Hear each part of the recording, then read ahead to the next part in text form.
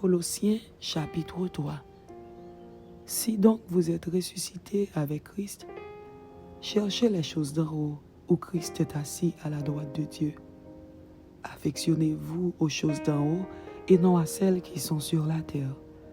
Car vous êtes morts et votre vie est cachée avec Christ en Dieu. Quand Christ, votre vie, paraîtra, alors vous paraîtrez aussi avec lui dans la gloire. Exhortation à la sainteté, à la charité, à la piété. Faites donc mourir les membres qui sont sur la terre, l'impudicité, l'impureté, les passions, les mauvais désirs et la cupidité qui est une idolâtrie. C'est à cause de ces choses que la colère de Dieu vient sur les fils de la rébellion, parmi lesquels vous marchiez autrefois lorsque vous viviez dans ces péchés. Mais maintenant, renoncez à toutes ces choses, à la colère, à l'animosité, à la méchanceté, à la calomnie, aux paroles déshonnêtes qui pourraient sortir de votre bouche. Ne mentez pas les uns aux autres, vous étant dépouillés du vieil homme et de ses œuvres, et ayant revêtu l'homme nouveau qui se renouvelle dans la connaissance selon l'image de celui qui l'a créé. Il n'y a ici ni grec, ni juif, ni circoncis, ni incirconcis, ni barbare, ni scythe, ni esclave, ni libre, mais Christ est tout et en tous. Ainsi donc, comme des élus de Dieu, saints et bien-aimés, revêtez-vous d'entrailles de miséricorde, de bonté, d'humilité, de douceur, de patience. Supportez-vous les uns les autres, et si l'un a sujet de se plaindre de l'autre, pardonnez-vous réciproquement. De même que Christ vous a pardonné, pardonnez-vous aussi. Mais par-dessus toutes ces choses, revêtez-vous de la charité qui est le lien de la perfection, et que la paix de Christ, à laquelle vous avez été appelés pour former un seul corps, règne dans vos cœurs, et soyez reconnaissants. Que la parole de Christ habite parmi vous abondamment.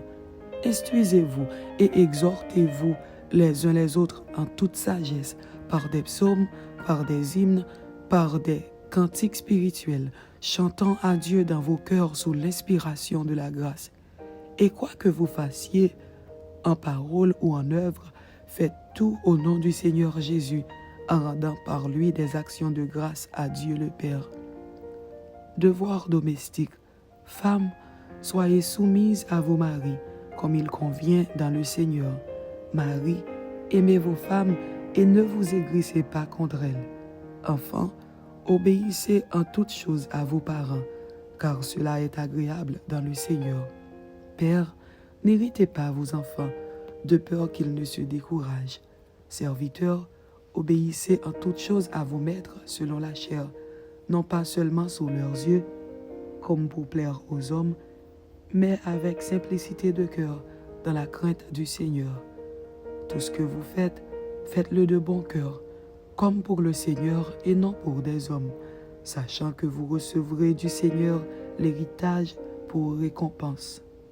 Servez Christ, le Seigneur, car celui qui agit injustement recevra selon son injustice, et il n'y a point d'acception de personne.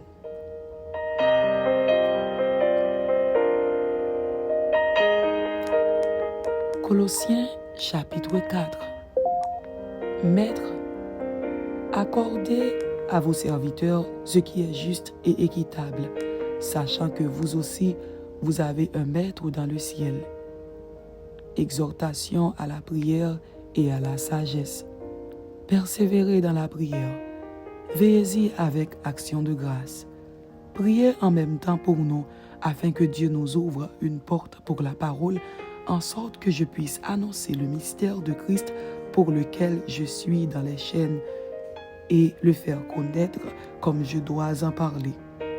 Conduisez-vous avec sagesse envers ceux du dehors, et rachetez le temps. Que votre parole soit toujours accompagnée de grâce, assaisonnée de sel, afin que vous sachiez comment il faut répondre à chacun. Envoi de Tychique et d'Onésime, salutations. Tychique, le bien-aimé frère et le fidèle ministre, mon compagnon de service dans le Seigneur, vous communiquera tout ce qui me concerne. Je l'envoie exprès vers vous, pour que vous connaissiez notre situation et pour qu'il console vos cœurs. Je l'envoie avec Onésime, le fidèle et bien-aimé frère, qui est des vôtres. Ils vous informeront de tout ce qui se passe ici. Aristarque, mon compagnon de captivité, vous salue, ainsi que Marc, le cousin de Barnabas, au sujet duquel vous avez reçu des ordres. S'il va chez vous, accueillez-le.